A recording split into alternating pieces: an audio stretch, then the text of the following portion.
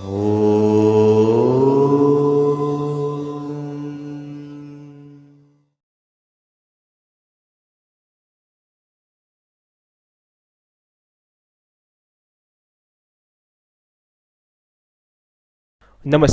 वामजा education में आप सबનું हार्दिक स्वागत है। આજના વિડીયોમાં આજના લેક્ચરમાં આજના ટોપિકમાં આપણે નિબંધ લેખન વિશે ચર્ચા કરવાના છીએ। આજના આપણા નિબંધનો ટોપિક છે ભગતસિંહ। અહીંયા તમને ભગતસિંહ 2 એવું દેખાતું હશે, શું કામ? તો કે મેં તો ભગતસિંહ વિશેનો નિબંધ એક પહેલા આપણે મૂકેલો છે। આ તેમનાથી અલગ અને તેમના કરતાં મોટો નિબંધ મિત્રો હું અત્યારે લઈને આવ્યો છું। આ બીજો નિબંધ આ ચેનલ ઉપર ભગતસિંહનો છે। મિત્રો તમારે પહેલો નિબંધ જો હોય તો આ ચેનલમાં છે, તમે જોઈ શકો છો, અને આ બીજો નિબંધ છે। ચાલુ કરતા પહેલા જો તમે આ ચેનલને સબસ્ક્રાઇબ ન કરી હોય તો સબસ્ક્રાઇબ કરીને બેલ આઇકન દબાવો, વિડીયોને લાઈક કરો તથા તમારા મિત્ર પરિવાર દોસ્તો સુધી જરૂરથી આ વિડીયોને શેર કરશો જી। અને મિત્રો સબસ્ક્રાઇબની બાજુમાં રહેલું બેલ આઇકન દબાવશો એટલે ત્રણ વસ્તુ પૂછશે, એમાંથી સૌથી પહેલું હશે ઓલ। આ ઓલ સિલેક્ટ કરી દેજો જેથી કરીને આપણા આવનારા વિડીયોના નોટિફિકેશન તમને મળતા રહે। તો મારી સામે અહીંયા નિબંધ લખેલો છે, અને તમને આજુબાજુમાં નિબંધ દેખાતો હશે, સાઈડમાં તમને નિબંધ દેખાતો હશે, તમે ત્યાંથી નિબંધ મારી જોડે જોડે વાંચી શકો છો। ચાલો જોઈએ નિબંધ। ભારતમાં અનેક ક્રાંતિકારીઓ થઈ ગયા। તે ક્રાંતિકારીઓએ પોતાના જીવન દેશને સમર્પિત કરી દીધા, જેમણે તેમનું આખું જીવન દેશ સેવામાં આપી દીધું। એમાંના એક હતા ભગતસિંહ।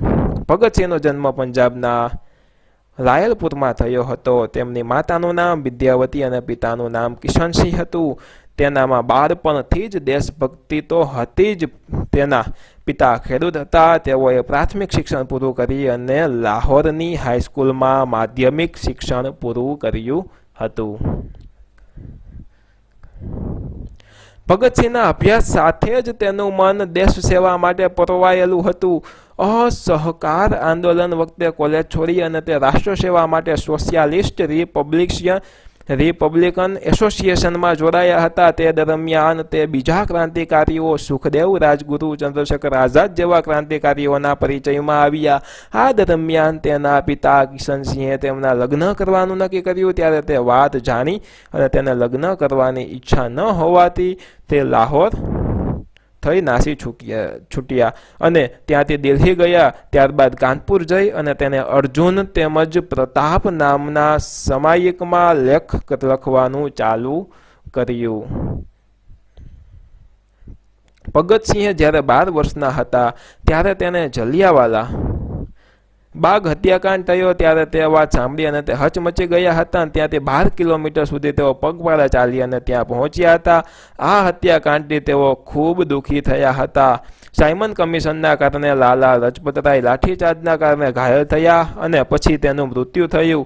તેના આઘાતમાં ભગતસિંહ ખૂબ ગુસ્સે થયા અને પછી તેના ખાસ મિત્રો સુખદેવ અને રાજગુરુ સાથે મળી અને અંગ્રેજ અધિકારી મી સ્ટોકને મારી નાખવાનું કાવતરું કર્યું। ત્યાર પછી 17 ડિસેમ્બર 1928ના દિવસે તેના સાથી રાજગુરુએ તેને ગોળી મારી દીધી। એ પછી ભગતસિંહ તેના સાથી રાજગુરુએ તેને ગોળી મારી દીધી અને એ પછી ભગતસિંહ વેશ પલટો કરી અને કોલકાતા જતા રહ્યા। ત્યાં જઈ અને જતીન્દ્રનાથ દાસ સાથે જઈ અને બોમ્બ બનાવતા શીખ્યા। ભગતસિંહ ગાંધી ચિંધ્યા માર્ગે ચાલે તેવા ન હતા। તે અહિંસાના વિરોધી હતા। તે એવું માનતા હતા કે આઝાદી મેળવવા માટે હિંસક બનવું જ પડશે। તેને ઘણા યુવાનો સાથે મળી અને ક્રાંતિકારી અભિયાનની શરૂઆત કરી હતી। તેનો ઉદ્દેશ બ્રિટિશ સામ્રાજ્યને ખતમ કરી અને સ્વતંત્રતા પ્રાપ્ત કરવાનો હતો। भगत सिंह कहता कि जिंदगी अपने दम पर जी जाती है, दूसरों के कंधों पर तो छनाजे निकलते हैं। भगत सिंह અને તેના સહયોગી પર બ્રિટિશ સરકારે અલગ અલગ આરોપો લગાવ્યા, જેમાં સેન્ડર્સના ખૂનના આરોપોમાં સુખદેવ, ભગતસિંહ અને રાજગુરુને ગુનેગાર ગણી અને ફાંસીની સજા સંભળાવી હતી। આ ત્રણેય વિશેની ફાંસીની સજાની વાત આખા દેશમાં વાયુ વેગે ફેલાઈ ગઈ હતી। આના લીધે સમગ્ર દેશમાં પ્રદર્શન અને વિરોધ ચાલતા હતા। તેનાથી ડરી ગયેલા બ્રિટિશ સરકારે 24 માર્ચ 1931ના દિવસે ફાંસી આપવાને બદલે 23 માર્ચ 1931ના રોજ ફાંસી આપી દીધી હતી। ફાંસી આપતી વખતે ભગતસિંહ ઇન્કલાબ જિંદાબાદ અને ભારત માતા કી જય બોલતા બોલતા હસતા મુખે મોતને વહાલું કરી લીધું હતું અને તે દિવસે ભારતે આ અનમોલ હીરો કાયમ માટે ખોઈ નાખ્યો।